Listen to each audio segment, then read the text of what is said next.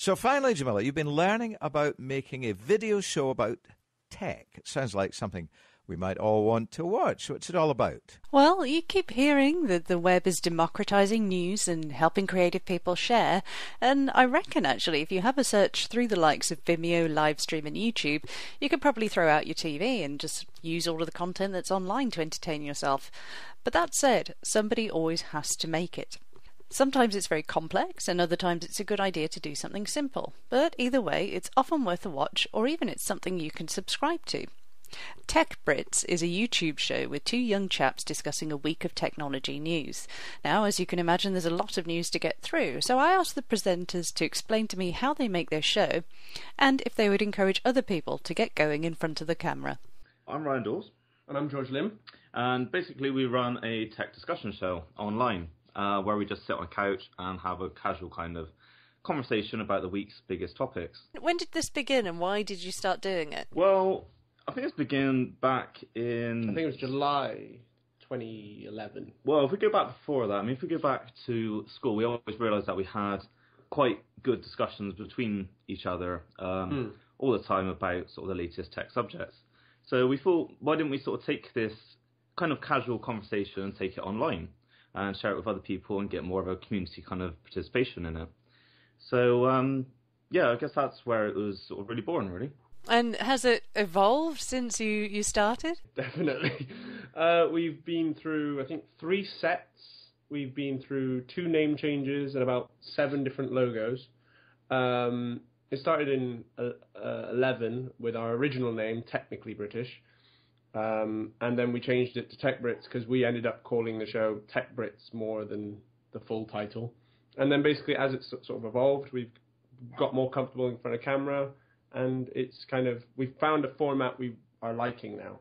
Yeah, exactly. I mean, we get a lot of, even though we're still quite small really, but sort of the audience is gradually growing. We get quite a lot of letters and emails and that saying how we've sort of almost inspired other people to do things because of, we work on very basic equipment. We don't have sort of big professional equipment, and we're sort of taking advantage of the fact that anyone can produce content now. Even just, we started just by taking video using our iPhones. And it just proves that if you've got sort of a passion of wanting to do something, whether it be technology or whether, you could be doing cooking or dancing or the hundreds of different things you can do on YouTube, then you can do it. Was there any inspiration as well? YouTube's like TV on steroids. You can watch anything, anytime. Are there particular programs to do with technology that you guys like that might have influenced what you do? We try to be our own unique format now because of when we first started, we'd done what quite a lot of other people done, which was sort of tech reviews. And hands-on, like camera behind, the product, but you don't actually see the face. And we found that we weren't getting much support for that because of there are so many other people doing it. We sort of felt like we were just kind of almost trodden on some of the community issues. So we decided to sort of completely reinvent ourselves and try to do something sort of a bit different. And we're also taking advantage, of course, of the fact that long-form web content is now on the rise. It wasn't that long ago that people would only watch sort of up to about 5 minutes of an online video, whereas now they're watching into the sort of hour mark. Yeah, we're getting a lot of people messaging us saying that they actually watch us on their couches rather than their computers. Like they have us on the big screen, almost like a TV show. And so how do you find the material then to fill the entire time that you're on air? Basically, we just sort of... it's a mix, really. Yeah, basically whatever everyone else is kind of talking about of the week, we sort of pick up and, again, get other people involved. So every week we always ask the question, is there anything in particular you want us to talk about? Recently we started using a hashtag, which was essentially TEChBrits and then the number of the episode we were going to shoot that week. So if anyone found any stories, they could just put that hashtag in and we would be following that. So we'd obviously have stories to talk about. Yeah, and we're quite disciplined in the fact that we make sure we don't tell one another the stories we're going to be talking about beforehand. We'll save the articles over the course of the week, so then when we actually get to sit down and talk about it on the couch, then it's actual fresh opinions. And let me just say, that's really hard to do.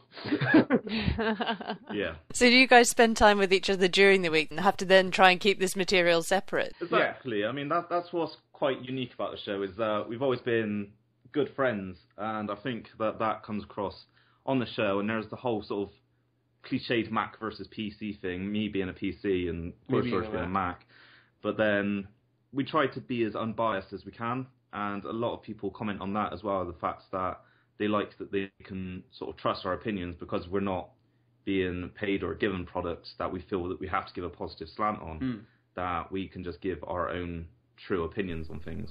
Has consistently making a program on YouTube opened up any particular opportunities for you as well? Oh, wow. Well, I think I'll sum it up in one sentence, which is our lives have changed slightly. Yeah, it is amazing. I mean, first of all, the friends and the community we've made. I mean, nearly every person that comes on our videos and comments or gets in contact with us on Twitter, they email us.